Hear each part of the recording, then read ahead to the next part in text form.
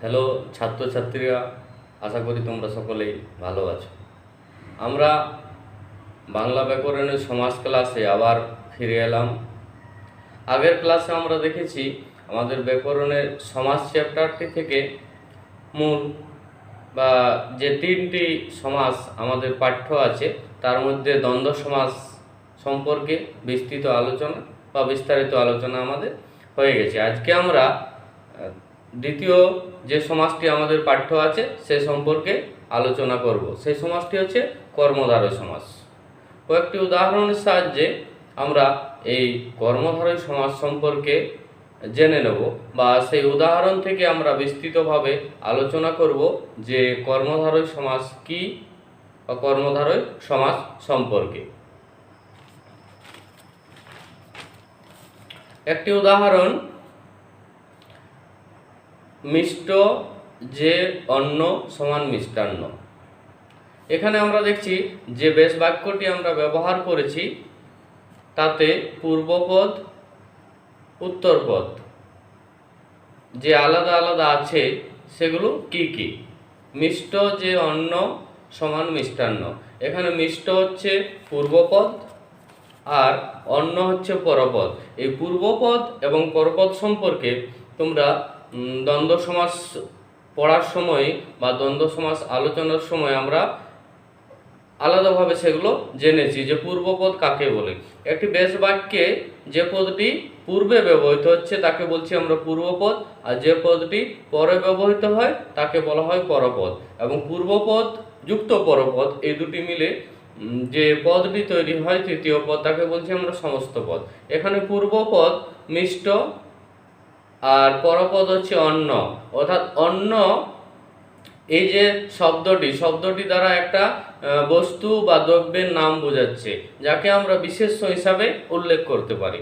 অর্থাৎ বিশেষ্য কাকে বলে সে সম্পর্কে যদি আমরা দেখি তাহলে বলবো যে বিশেষ্য হচ্ছে যে যার দ্বারা কোনো কিছুর নাম বোঝাচ্ছে তাকে আমরা বিশেষ্য পদ বলছি। এই বিশেষ্যযুক্ত শব্দ হচ্ছে অন্ন, এই যা পরপদ হিসাবে এখানে ব্যবহৃত হয়েছে। এই পরপদটির কেই বিশেষিত করছে পূর্বপদ যা বিশেষ্য রূপে ব্যবহৃত হয়েছে। অন্ন কেমন বা এখানে যে অন্নের উল্লেখ আছে সেই অন্নটা কেমন, মিষ্ট, মিষ্টি, মিঠা যাকে বলছি আমরা, এই ধরনের। তাই পূর্বপদ ও পরপদ মিলে যে সমস্ত পদটি তৈরি হয়েছে সেখানে অন্নটির অবস্থাগত একটা বা তার কেমন তার ধরন সম্পর্ক উল্লেখ করা হয়েছে মিষ্টান্ন। দ্বিতীয় উদাহরণটিতে যদি আমরা দেখি, নীল যে কমল, কমল শব্দের অর্থ পদ্ম। এই পরপদ এখানে আমরা দেখছি কমল একটি বিশেষ্য পদ আর তার পূর্বপদ নীল, নীল হচ্ছে একটা রং। তাহলে এখানে কমলের রং বোঝাচ্ছে বা কমল ফুলটিকে বা শব্দটিকে বিশেষিত করছে নীল শব্দটি বা এখানে যা পূর্বপদ হিসাবে ব্যবহৃত হয়েছে নীলকমল, অর্থাৎ নীল রঙের একটি কমল বা নীল রঙের একটি পদ্ম ফুল। যদি এই পূর্বপদ আর পরপদ মিলে যে সমস্ত পদ তৈরি হচ্ছে, এখানে আমরা দেখব যে পূর্বপদ সাধারণত বিশেষণ হিসাবে ব্যবহৃত হচ্ছে, অর্থাৎ পরপদকে বিশেষিত করছে বা পরপদের অবস্থান নির্দেশ করছে বা তার ধরন নির্দেশ করছে। তাই সংজ্ঞায় আমরা এই ধরনেরই একটি বিশেষ রীতির উল্লেখ পাব। এরপর আমরা সংজ্ঞাটা দেখে নিচ্ছি। যে সমাসে পূর্বপদ সাধারণত পরপদের বিশেষণ হিসাবে কাজ করে এবং পরপদের অর্থই প্রাধান্য পায় তাকে কর্মধারয় সমাস বলে। অর্থাৎ সংজ্ঞা তো আমরা স্পষ্টভাবে দেখতে পাচ্ছি এখানে যে সমাসটি হচ্ছে সেখানে যে পূর্বপদ যে পদটি বিশেষণ হিসাবে ব্যবহৃত হচ্ছে সেই পদটি সাধারণত পরপদের বা পরপদকে বিশেষিত করছে, অর্থাৎ তার পরপদের ধরন, অবস্থান, অবস্থা ইত্যাদি সম্পর্কে নির্দেশ করছে। আর সমস্ত পদটি যেখানে তৈরি হচ্ছে তার পূর্বে যে পরপদ আছে সেই পরপদটি প্রাধান্য পাচ্ছে বা প্রধান হিসাবে দেখা দিচ্ছে। যেমন উপরে উদাহরণগুলোতে আমরা দেখেছি যে নীল যে কমল, নীল কমল, অর্থাৎ এখানে সেই নীল রঙের পদ্ম ফুলেরই বা পদ্ম ফুলকেই নির্দেশিত করছে বা নীল রঙের পদ্ম ফুলটি প্রাধান্য পাচ্ছে। অন্যান্য উদাহরণ যদি দেখি তো এখানে দেখছি হেডমাস্টার, বদহজম, হাফ মোজা ইত্যাদি উদাহরণ আমরা পাবো, যেগুলো কর্মধারয় সমাসের উদাহরণ। হেডমাস্টার যদি আমরা তার বেশ বাক্য করি, তাকে বিস্তৃত করি, হেড যে মাস্টার, অর্থাৎ এখানে মাস্টার বা শিক্ষকের মধ্যে যিনি প্রধান বা হেড তাকে বোঝাচ্ছে। এভাবে উদাহরণগুলো তোমরা সহজেই বিশ্লেষণ করে নিতে পারো। বাংলা ব্যাকরণে এই কর্মধারয় সমাসকে আমরা সাধারণত 5টি ভাগে ভাগ করতে পারি বা ভাগ করে থাকি। সেই 5টি ভাগ কি কি এরপর দেখে নেওয়া যাক। সাধারণ কর্মধারয় 1 নম্বর, 2 নম্বরে মধ্যপদলোপী কর্মধারয়, উপমান কর্মধারয়, উপমিত কর্মধারয় এবং সবশেষে রূপক কর্মধারয়। একটি ছকের সাহায্যে বা ছবির সাহায্যে আমরা এই কর্মধারয় সমাসের শ্রেণী বিভাগগুলো দেখছি। ছবিতে যে ছবিটা আমরা দেখছি সেখানে এই কর্মধারয় সমাসগুলোর 5টি যে শ্রেণী বিভাগ আছে বা 5 ভাগে ভাগ করা আছে সেগুলো দেখতে পাচ্ছি। সাধারণ কর্মধারয় 1 নম্বরে। সাধারণ কর্মধারয় সমাস সাধারণত কর্মধারয় সমাসেরই যা সংজ্ঞা বা যে বৈশিষ্ট্য সেগুলোই পালন করে চলে। তো এই সাধারণ কর্মধারয় সমাস আমরা কাকে বলবো বা কাকে বলি? যে কর্মধারয় সমাসে পূর্বপদ পরপদকে বিশেষিত করে এবং পরপদের অর্থই প্রাধান্য লাভ করে তাকে সাধারণ কর্মধারয় সমাস বলে। কয়েকটি উদাহরণ নিলেই আমরা সাধারণ কর্মধারয় সমাস সম্পর্কে সম্যক বা খুব ভালোভাবে বুঝতে পারব। 1 নম্বর উদাহরণে দেখো দেওয়া আছে নীল যে মণি, নীলমণি। এখানে নীল হচ্ছে এক ধরনের রং, যা নীল শব্দটি এখানে পূর্বপদ হিসাবে ব্যবহৃত হয়েছে, পরপদ আছে এই বাক্যটিতে মণি। মণি এক ধরনের বস্তুকে বোঝাচ্ছে, তাহলে পরপদকে বিশেষিত করছে বা পরপদ যে মণি তাকে বিশেষিত করছে নীল শব্দটি, তৈরি হয়েছে নীলমণি। তাহলে মণিটি কি রঙের বা কি ধরনের? নীল রঙের। এবং শেষ পর্যন্ত আমরা দেখছি পরপদ মণিরই প্রাধান্য পাচ্ছে বা মণির অর্থই প্রাধান্য পাচ্ছে এবং সেটি নীল রঙের মণি হিসাবে এখানে দেখানো হয়েছে। দ্বিতীয় উদাহরণ লাল যে টুপি সমান লাল টুপি। এই টুপি পরপদ, লাল পূর্বপদ। এই লাল হচ্ছে এক ধরনের রং আর টুপি একটা জিনিসের নাম। তা এই টুপিটা কি ধরনের বা কেমন রঙের? লাল রঙের।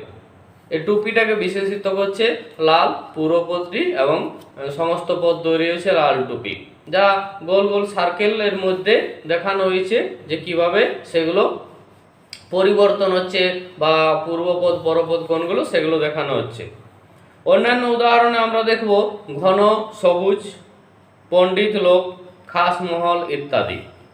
ঘন সবুজ বলতে বা ঘন সবুজকে যদি আমরা বিশ্লেষণ করি, ঘন যে সবুজ, পণ্ডিত যে লোক, খাস যে মহল, অর্থাৎ তার পরপদকেই এখানে পূর্বপদটি বিশেষিত করছে এবং পরপদের অর্থই শেষ পর্যন্ত প্রাধান্য পাচ্ছে। এভাবেই সাধারণ কর্মধারয় সমাস হয়। দ্বিতীয় যে শ্রেণীবিভাগ মধ্যপদলোপী কর্মধারয়। মধ্যপদলোপী, এখানে নাম থেকেই বুঝতে পারবো আমরা যে বিস্তৃত বাক্য বা বেশ বাক্য আমরা যেটি করব, পূর্বপদ ও পরপদ তার মাঝে যে পদটি থাকবে বা মাঝের যে অংশটি থাকবে সেটি লুপ্ত হবে। তাই মধ্যপদলোপী কর্মধারয়ের সংজ্ঞা তো আমরা এই ধরনের একটি কথা বা এই ধরনের বিষয়ে পাই। যে কর্মধারয় সমাসের বা সমাসে বেশ বাক্যের মাঝের পদটি লুপ্ত হয়, অর্থাৎ এখানে পূর্বপদ ও পরপদের মাঝে যে অংশটি থাকে বা যে পদটি থাকে সেটি যখন সমস্ত পদে আমরা লিখব তখন সেখানে সেটি লুপ্ত পায়। একটি উদাহরণ নিলে আমরা বুঝতে পারবো সেটি কিভাবে লুপ্ত পাচ্ছে বা লুপ্ত হচ্ছে। সিংহ চিহ্নিত আসন সমান সিংহাসন।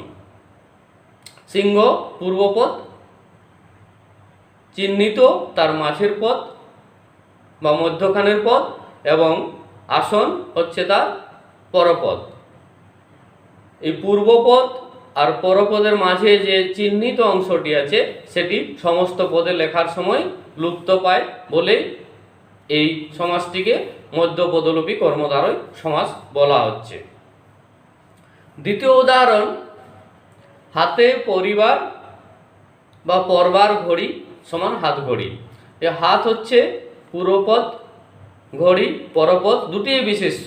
মধ্যপদলোপী কর্মধারয়ে সাধারণত পূর্বপদ ও পরপদ দুটি বিশেষ্য রূপে ব্যবহৃত হয় এবং তার মাঝখানে যে অংশটি বা যে পদটি থাকে তা লুপ্ত হয়। হাতে পরবার ঘড়ি সমান হাত ঘড়ি।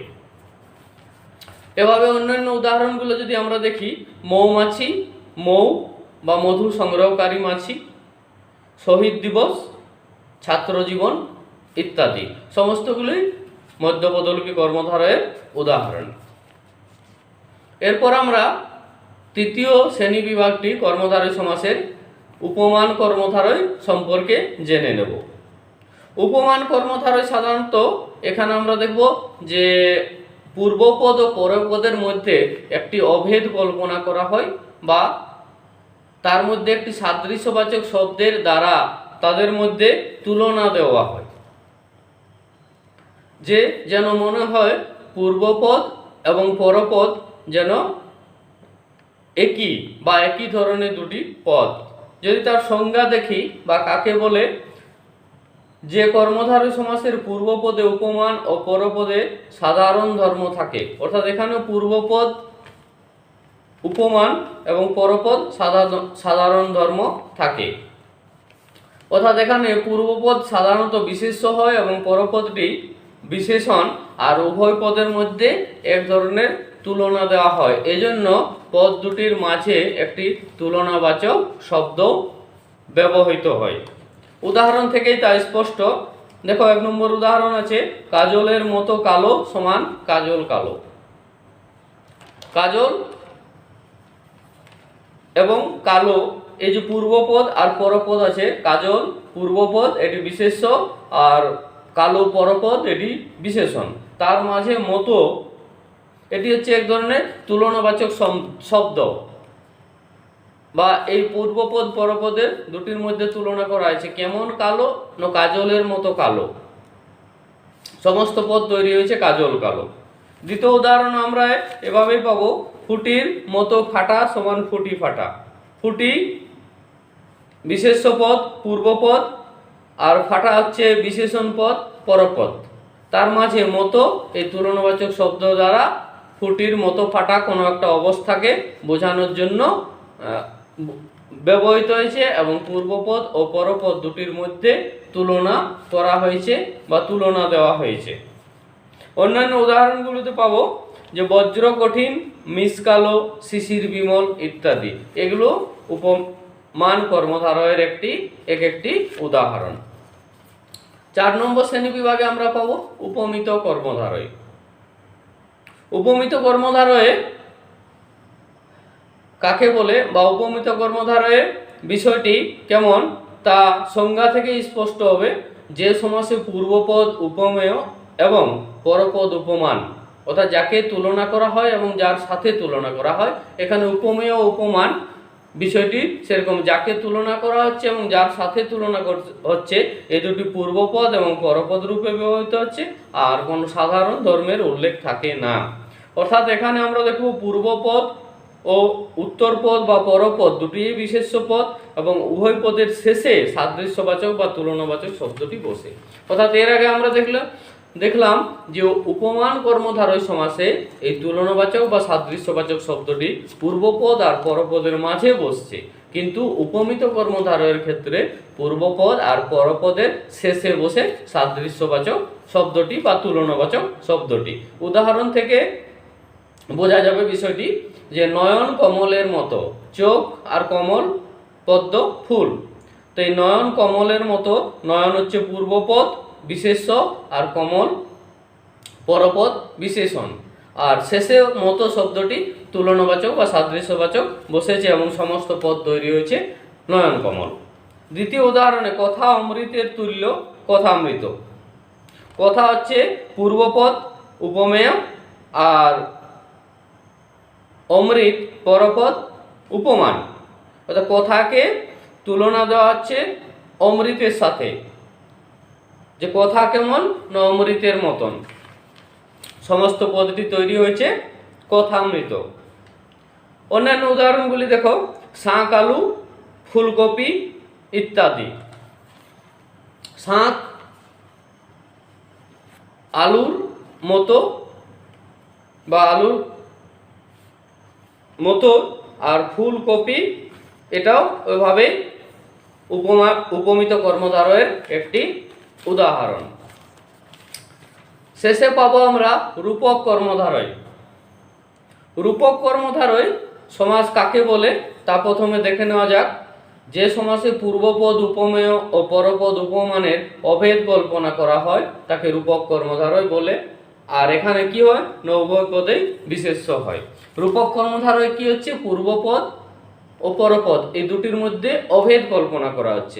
এর আগে আমরা দেখেছি উপমান আর উপমিত কর্মধারয়ে পূর্বপদ ও পরপদের মধ্যে সাদৃশ্য বা তুলনা দেওয়া হয়েছে, কিন্তু এক তুলনাতে বা সাদৃশ্যতে আমরা দেখেছি একটি আরেকটির মতো। কিন্তু রূপক কর্মধারয়ে যে দুটি পূর্বপদ ও পরপদ যেন অভেদ, একই ধরনের। উদাহরণ থেকে বিষয়টি স্পষ্ট হবে।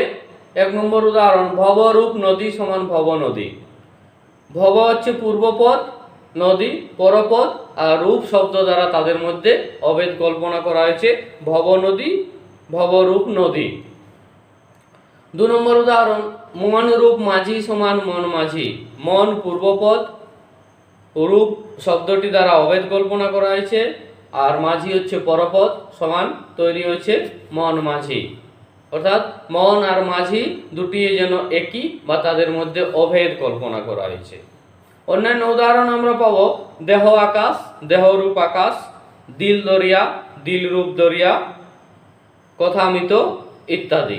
তাহলে এভাবে আমরা দেখছি কর্মধারয় সমাসে পূর্বপদ এবং পরপদের যে সাদৃশ্যবাচক শব্দ অভেদ কল্পনার দ্বারা বা তাদের মধ্যে যেভাবে পূর্বপদ ও পরপদ মিলে সমস্ত পদ তৈরি করে সমাস নির্ণয় করা হচ্ছে, সমস্ত শ্রেণীবিভাগগুলোতেই বা সমস্ত ভাগেই আমরা পরপদ বা যে পদটি বেশ বাক্যের পরে ব্যবহৃত হচ্ছে তারই প্রাধান্য পাচ্ছে, এবং সমাস নির্ণয়ের ক্ষেত্রেও এই বৈশিষ্ট্যকে সঙ্গে করে বা বৈশিষ্ট্যকে নিয়েই সমাস নির্ণয় করা হয়ে থাকে।